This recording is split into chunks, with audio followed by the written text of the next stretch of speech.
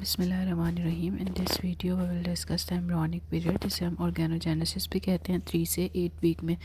ठीक है, और ये पीरियड मोस्ट ससेप्टेबल होता है टू टेरोटोजन बिकॉज इस टाइम पे ऑर्गन ने बनना भी होता है। ठीक है, all the major organ system begin to develop by the end of the 8 week. Embryo has distinct human appearance. Okay, so greater than 8 weeks from 8 week onward जो है इसे हम फीटर पीरियड भी कहते हैं। अब इसके 3 मेन इवेंट्स होते हैं यहाँ पे, मेन होते हैं।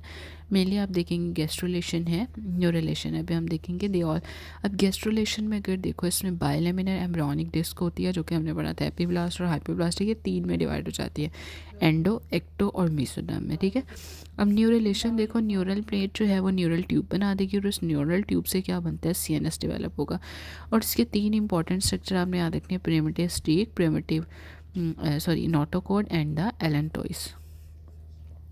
अब जो कॉर्डल एंड होता है ना, अगर आप इसका कॉर्डल एंड देखो तो वहाँ पे एक मिड लाइन बनती है। ठीक है, और ये बेसिकली इस्टेब्लिश करती है कि बॉडी का एक्सिस क्या होगा। और जो उसका हेड एंड होता है वहाँ पे प्रीमिटिव नोड बनती है, और ये बाद में प्रीमिटिव पिट बना देती है। ठीक है, अब एपीब्लास्ट जो सेल्स होते हैं ना, एपीब्लास्ट सेल्स जो हैं वो क्या करते हैं, माइग्रेट करती हैं वायदा। अब जो प्रिमिटिव ग्रूव बन जाएगा, एपीब्लास्ट सेल जो हैं वो उधर से माइग्रेट करेंगे। ठीक है, अब ये रिप्लेस कर देंगे किसको, हाइपोब्लास्ट को एंडोब्लास्ट एंडोडर्म में, और एपीब्लास्ट को एक्टोडर्म में। अब इनके दरमियान में जो लेयर होगी उसे हम मीजोडर्म कहते हैं। The main event that occur during the 3rd week of the development is the formation of the trilaminar embryo which is also called as a gastrulation. First sign of gastrulation का क्या होता है कि एक primitive streak बनती है, कहाँ पे, एपीब्लास्ट में।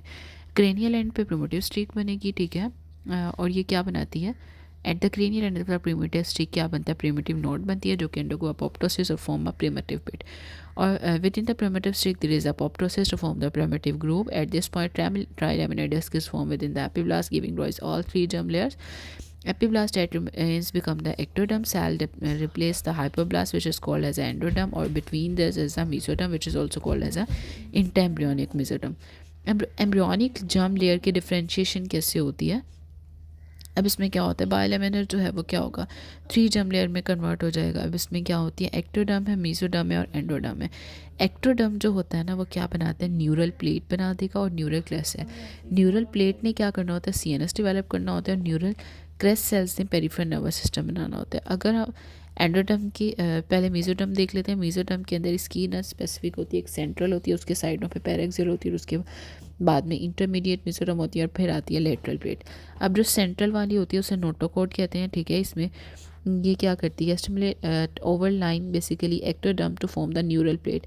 इसलिए नोटोकॉर्ड ने क्या बना देना है, न्यूरल प्लेट, और फिर सीएनएस बनेगा। ठीक है, उसके बाद नेक्स्ट फिर देखो, पायरेक्सियल मेसोडर्म जो होता है, पायरेक्सियल मेसोडर्म जो है ये सेगमेंट बनाता है, जिसे हम सोमाइट्स भी कहते हैं, जिससे फिर बोन, स्केलेटल मसल और डर्मिस बनती है। और जो इंटरमीडिएट इसका मोस्ट इंपॉर्टेंट आपने याद रखना है, ये यूरोजेनिटल सिस्टम बनाता है। लेटरल प्लेट मेसोडर्म 2 में डिवाइड हो जाते हैं, विस्ट्रल है और पैराइटल है। विस्ट्रल लेयर और एंडोडर्म आपस में मिलकर प्रिमिटिव गट बना देती हैं। ठीक है, और जो पैराइटल और एक्टोडर्म आपस में मिलकर बॉडी वॉल और parietal layer of the body बना देती है। अगर आप इस पिक्चर में देखो तो ectoderm give rise to the neuro ectoderm और न्यूरो क्रेस्ट सेल्स। ठीक है, और जो मेसोडर्म होता है क्या बना देता है, नोटोकॉर्ड और ये क्या बनाते हैं, न्यूक्लियस पल्पोसस। ठीक है, इसका जो रिमेनिंग पार्ट होगा। ठीक है, और पैराक्सियल मेसोडर्म सोमाइट्स बना देगी। इंटरमीडिएट यूरोजेनिटल लेटरल प्लेट जो है सोमैटिक और सप्लैंक्निक लेयर भी कहेंगे, जैसे हम इसको विस्ट्रल को और पैराइटल को कहते हैं। ठीक है, नेक्स्ट फिर देखो, एंडोडर्म जो है वो वैसे ही इंटेक्ट रहती है। एक्टोडर्म, एंडोडर्म, मेसोडर्म तीनों आपस में मिलकर ट्राइलेमिनर एम्ब्रियोनिक डिस्क बना देंगे। अगर आप मेसोडर्म्स की बात करें ना, मेसोडर्म जो है वो सोमाइट बनाते हैं। सोमाइट सेगमेंट इनटू द किस में डेवलप हो जाते हैं, स्क्लेरोटोम, मायोटोम और डर्माटोम। स्क्लेरोटोम ने कार्टिलेज बनाना है, मायोटोम ने मसल बनाना है, डर्माटोम ने डर्मिस बनानी है। लेटरल मेसोडर्म जो है वो स्प्लिट हो जाती है किसके अंदर, सोमैटिक और सप्लैंक्निक में। ठीक है, और फिर ये जैसे आप विस्ट्रल और प्राइटल भी कहते हैं। Somatic layer of the lateral mesoderm and the ectoderm form the body wall. ठीक है, सोमैटिक लेयर और एक्टोडर्म, उसके बाद विस्ट्रल लेयर और एंडोडर्म गट बना देंगी। अब sacrococcygeal teratoma rise from the remnant of the primitive streak and from the pluripotent cell of the primitive streak. Okay, so space between the parietal and the parietal layer of the mesoderm क्या बनाती है, intraembryonic coelom which is also called as a pleural cavity or the parietal cavity. अगर आप इस picture में भी देखो तो दरम्यान में साइड्स पे क्या है, पैराक्सियल मेसोडर्म है, दरम्यान में नोटोकॉर्ड था, ठीक है। उसके बाद इंटरमीडिएट है, फिर लेटरल प्लेट होती है। पैराक्सियल मेसोडर्म जो है वो क्या बनाती है, सोमाइट्स बना देती है, ठीक है। और इसके अलावा सोमाइट्स जो है इसके वेंट्रोमीडियल और डोर्सम, वेंट्रोमीडियस से क्लेरोटोम बनाते हैं जिससे ribs, vertebra, annulus, fibrosus of the intervertebral disc बनेगा, और dermatome dermis of the skin बना देगा, मायोटोम जो है वो मसल्स बना देते हैं। इसमें भी आप देख सकते हो कि पहले न्यूरल ट्यूब है, फिर उसके साइड्स पे न्यूरल क्रेस्ट सेल्स हैं, फिर मायोटोम है, फिर डर्माटोम है, फिर स्क्लेरोटोम है, ठीक है। अब जो नोटोकॉर्ड होता है ये क्या बनाता है, नोटोकॉर्ड जो है वो बेसिकली इंटरवर्ट, इसका रिमेनिंग पार्ट जो है वो न्यूक्लियस पर प्रोसेस ऑफ इंटरवर्टिब्रल डिस्क बनाते हैं, ठीक है। और जो एपिडर्मिस ऑफ स्किन होती है उसे एक्टोडर्म कहते हैं, स्केलेटल मसल को मेसोडर्म कहते हैं, यूरिनरी सिस्टम जो है वो डेवलप होता है फ्रॉम द इंटरमीडिएट मेसोडर्म।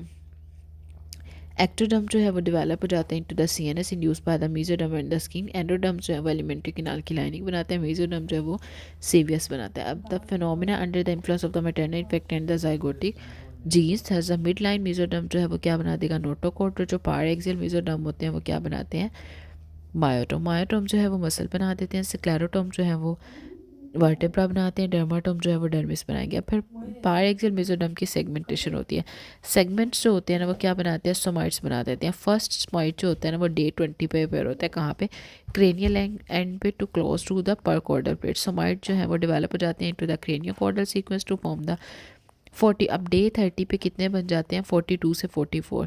अब 4 ऑसिपिटल होते हैं, 8 सर्वाइकल होते हैं, 12 थोरेसिक, 5 लंबर, 5 सेक्रल और 3 कॉक्सीजल होते हैं, और फ्यू अदर जो है वो कॉर्डल एंड पे डीजनरेट हो जाते हैं। सोमाइट जो है फर्दर डिवाइडेड हो जाता है into the two part, the sclerotome is the ventromedial part of the somite. Cell forms the sclerotome migrate immediately to surround the notochord and the neural tube and form the exoskeleton, ठीक है। अब जो sclerotome के जो sales होते हैं वो migrate करते हैं कहाँ पे, मीडियली, और ये क्या करते हैं, नोटोकॉर्ड को सराउंड कर लेंगे, नोटोकॉर्ड को, न्यूरल ट्यूब को, ठीक है। और ये क्या बना देते हैं, एक्सल स्केलेटन बना देते हैं। अब डर्मोमायोटोम जो कि डोर्सल पार्ट होता है, ठीक है, ये डर्मिस और स्केलेटल मसल बना देगा, ठीक है। और जो डर्मोमायोटोम है इनर्वेट होते हैं बाय द सेगमेंटल नर्व और form a group of the skeletal muscle and the dermis of the corresponding skin. अब इसमें देखो जो नोटोकॉर्ड होता है ना, नोटोकॉर्ड ने क्या करना होता है, ये इसका ओरिजिन है एक्सियल मेसोडर्म या फिर मिड लाइन मेसोडर्म से, ये एक्सटेंड करता है from the primitive node and limit होता है बाय द ओरोफिनेंजियम जो कि सेपरेट करती होती है developing the mouth from the pharynx को, ठीक है। और ये स्टिमुलेट करती है ओवरलाइंग एक्टोडर्म को to form the neural plate, ठीक है। और इसका जो रेमिनेंट होता है वो क्या बना देता है, nucleus pulposus of the intervertebral disc.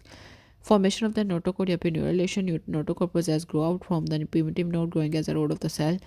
Its crown is limited by the buccopharyngeal vein. Most cranial part of the notochord is at the perchordal plate, और ये कहाँ पे, all chordate embryos में flexible rod shaped body होती है, develop from the axial mesoderm, ठीक है। और define the primitive axis of the embryo replaced by the vertical wall column in the most vertebra position जो ventral होती है to the neural tube persist throughout the life as the main axis part of the body in the human chordate, ठीक है। उसके बाद अगर आप इसमें देखो, पहले तो ये तीनों लेयर आ गई ना, एक्टो, एंडो और मेसोडर्म। अगर ये आपस में तीनों ज्वाइन करें तो नीचे वाली साइड पे कॉर्डल एंड पे क्लोका मेम्ब्रेन बनाते हैं, ऊपर वाली साइड पे ओरोफिरेंजियल मेम्ब्रेन, ठीक है। एक्टो, एंडो, मेसो नहीं आती इसमें। अब जो कॉर्डल एंड है ये क्या बनाता है, क्लोकल मेम्ब्रेन बनाता है। ये कहाँ पे होती है, membrane in the anus opening and the vaginal opening, ठीक है। और इसके अंदर मेसोडर्म नहीं होती, ठीक है। नेक्स्ट फिर देखो, इसमें यूरेकल सेप्टम होता है जो कि मेसोडर्मल सेल जो है वहाँ पे माइग्रेट करते हैं और फिर पेरेनियल बॉडी बना देते हैं। यूरोजेंटल और रेक्टल, उसके दरम्यान में यूरेकल सेप्टम है, ठीक है, जो कि क्या बनाते हैं, पेरेनियल बॉडी। अगर तो for example exstrophy of the bladder हो जाती है जो कि रिस्क ऑफ द कार, ये क्यों बनती है, अगर इसमें डिफेक्ट आ जाएगा कॉर्डियली, ठीक है। इसमें आप देख भी सकते हो एक्स्ट्रॉफी ऑफ ब्लैडर की। Next we will see the neurulation. Neurulation के अंदर आपने देखो कि अगर इसमें जो थर्ड वीक में क्या होता है, न्यूरल प्लेट पहले न्यूरल ट्यूब और फिर सीएनएस बनेगा। एक्टोडर्म जो होती है ना, न्यूरल ट्यूब बनाएगी, उससे सीएनएस सेंट्रल नर्वस सिस्टम, और जो न्यूरल क्रेस्ट सेल्स हैं वो पेरिफेरल नर्वस सिस्टम बनाते हैं। न्यूरल प्लेट जो है वो सबसे पहले ग्रुप बनाती है, ठीक है, और फिर न्यूरल फोल्ड्स, फिर न्यूरल ट्यूब बनती है, इसकी क्रेनियल एंड होती है, कॉर्डल एंड। क्रेनियल एंड जो है वो ब्रेन बनाता है और कॉर्डल एंड जो है वो स्पाइनल कॉर्ड बनाता है। न्यूरल ट्यूब के 2 पोर्स होते हैं, क्रेनियल न्यूरोपोर होता है और कॉर्डल न्यूरोपोर होता है, ठीक है। अगर न्यूरोपोर जो होते हैं ना वो 4th वीक पे क्लोज हो जाते हैं, अगर वो फेलियर टू क्लोज होंगे इसका मतलब है न्यूरल ट्यूब डिफेक्ट है। Neurulation is critical early process in the development of the nervous system in the vertebral embryo. It involves the formation of the neural tube which eventually give rise to the brain and the spinal cord.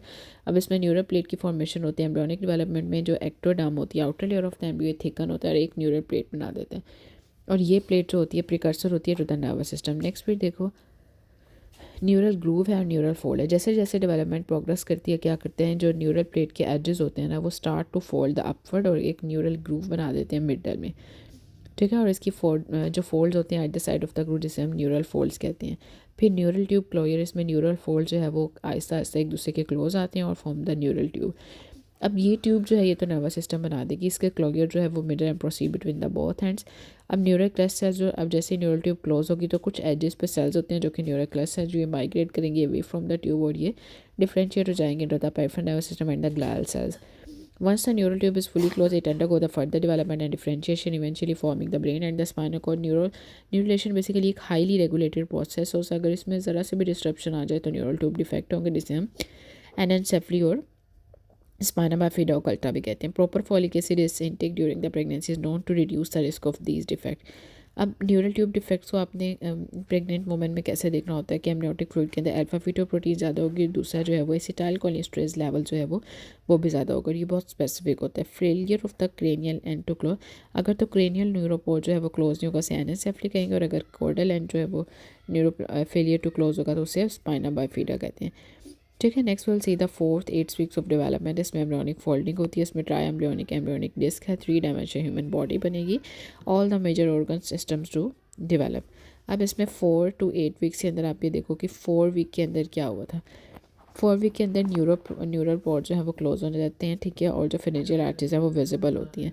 अगर CVS और GIT की बात करें इसमें क्या होता है primitive head respiratory और जीआईटी डेवलपमेंट होगी, और हार्ट जो है ना वो इसी टाइम पे बीट करना स्टार्ट करते हैं। मोस्ट इंपॉर्टेंट एमसीक्यूज है, ठीक है। और लिम्स की जो बर्ड्स होती हैं वो भी 4th वीक पे अपेयर होती हैं। अगर हम 5th की बात करें 5th में क्या होता है कि ब्रेन जो है वो फर्दर डिफ्रेंशिएट हो जाता है फोर ब्रेन, मिड ब्रेन और हाइंड ब्रेन में।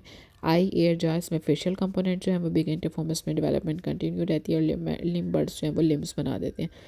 6 वीक पे क्या होता है कि जो इसकी डेवलपमेंट जो है वो कंटिन्यू होती है और फेशियल फीचर जो है वो डिस्टिंक्ट हो जाते हैं। 5th में बनना स्टार्ट हुए थे और 6 के अंदर वो डिस्टिंक्ट होंगे।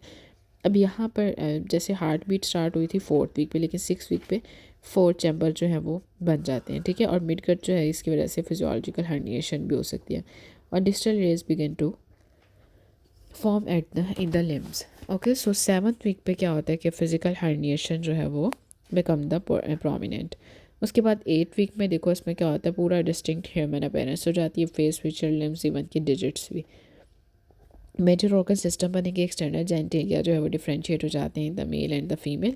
अगर आप क्राउन लेंथ की बात करो तो 4 पे आप पहले इसको ऐसे लिख के भी याद कर सकते हो, 4 5 6 7 8 लिख लो, फिर उसके बाद 1 से 2, 2 से 4, 4 से 7, 7 to 10 और 10 से 15 ये पूछते हैं। Next the fetal period with the embryonic period.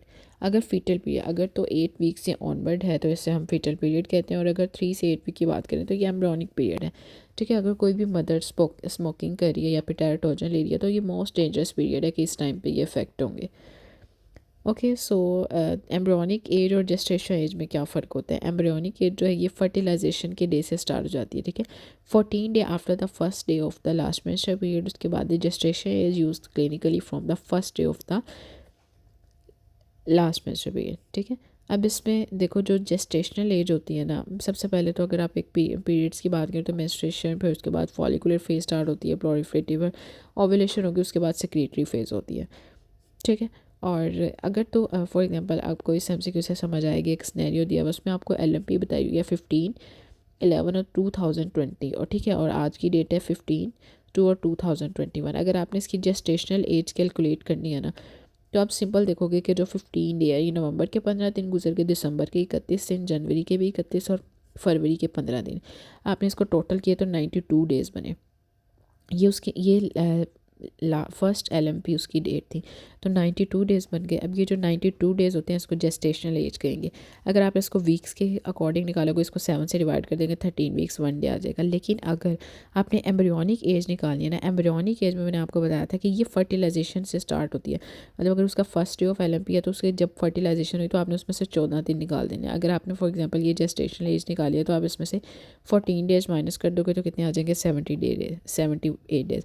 इसमें से बहुत इंपॉर्टेंट MCQs आते हैं कि आपने एम्ब्रियोनिक के जो जेस्टेशनल एज निकालनी है, तो आप इजीली इसको रूल आउट कर सकते हो, ठीक है।